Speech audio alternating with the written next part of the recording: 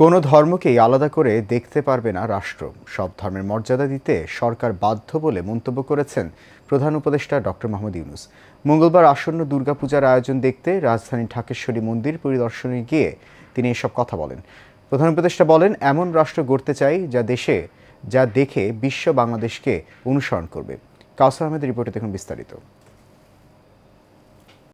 দুর্গাপূজার প্রস্তুতি ও সার্বিক অবস্থা জানতে ঢাকেশ্বরী জাতীয় মন্দির পরিদর্শনে যান অন্তর্বর্তী সরকারের প্রধান উপদেষ্টা ডক্টর মোহাম্মদ ইউনূস।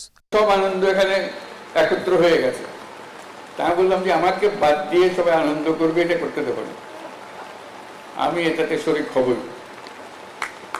মন্দির পরিদর্শন শেষে ডক্টর মোহাম্মদ ইউনূস বলেন, জুলাই আকাঙ্ক্ষা বাস্তবায়ন করতে হলে সব ধর্মের মানুষকে একসঙ্গে কাজ করতে হবে।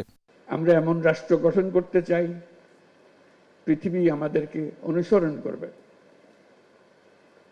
জুলাই গণ অভ্যুত্থানের মধ্য দিয়ে আমরা বৈষম্য দুর্নীতিমুক্ত একটি সমৃদ্ধ দেশ গড়ার যে অগ্রযাত্রা শুরু করেছি, তার সফল বাস্তবায়ন করতে হলে ধর্ম বর্ণ ভেদাভেদ ভুলে সকলকে একসঙ্গে কাজ করতে হবে। প্রধান উপদেষ্টা জানান, নিজেরা বিভক্ত হলে জাতি হিসেবে ব্যর্থ হয়ে যাবে দেশ, তাই নতুন বাংলাদেশ গড়তে সব নাগরিকের সমান অধিকার নিশ্চিত করতে হবে। সবাইকে সমান মর্যাদা দেওয়ার জন্য, সে যেই হোক, সে যে ধর্মেই বিশ্বাস করুক, যেই মতবাদে বিশ্বাস করুক, তার ধন অসীম ধনের অধিকারী হোক অথবা নিঃস্ব হোক,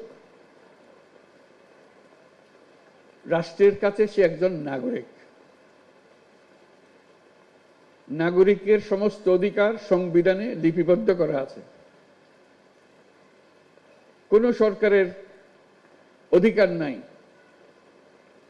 তাকে কোন জায়গা থেকে বঞ্চিত করা, ক্ষুদ্র পরিমাণেও বঞ্চিত করা। মুক্ত পরিবেশে ধর্মীয় উৎসব পালনের কথা জানিয়ে প্রধান উপদেষ্টা বলেন, নিরাপত্তা বাহিনীর বেষ্টনীর মধ্যে নয়, মুক্তভাবে সবাই নিজেদের ধর্ম পালন করতে চায় এমন রাষ্ট্র গড়তে কাজ করছে সরকার। আমরা নিরাপত্তা বাহিনীর